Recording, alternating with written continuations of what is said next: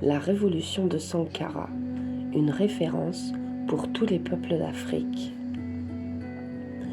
C'est à Ouagadougou, le 4 août 1983, qu'a commencé l'incroyable aventure de Thomas Sankara, jeune capitaine révolutionnaire et communiste qui, avec quelques camarades officiers comme lui, avait décidé de tout changer dans son pays, la Haute-Volta.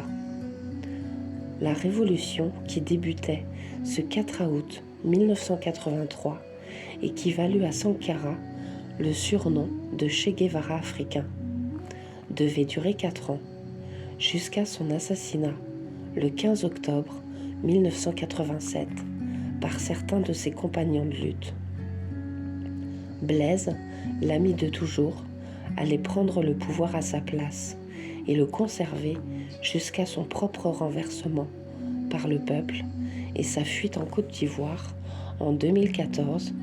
Il y est toujours et échappe à la réclusion criminelle à perpétuité, à laquelle un tribunal de son pays l'a condamné par contumace en 2022.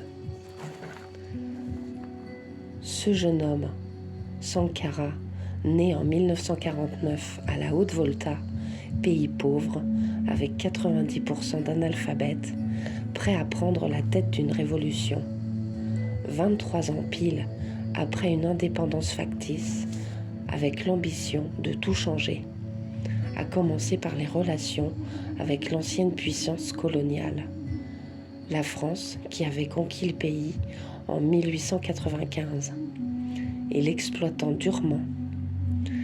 Il militait pour les droits des femmes, pour l'écologie et pour les droits de leur pays. Petit, il a accès à la même éducation que les enfants de colons, due à son père soldat à l'armée française. Les auteurs qu'il aimait étaient René Dumont, Adama Touré, surnommé Lénine, fondateur du Parti africain de l'indépendance.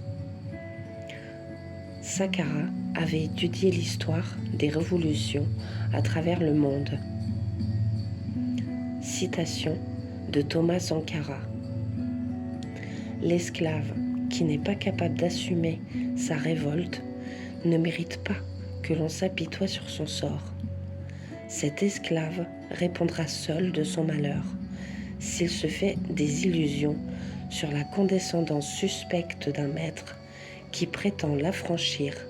Seule la lutte libère.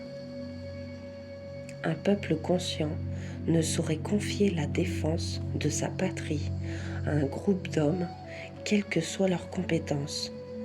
Les peuples conscients assument eux-mêmes la défense de leur patrie. Fin. Thomas Sankara.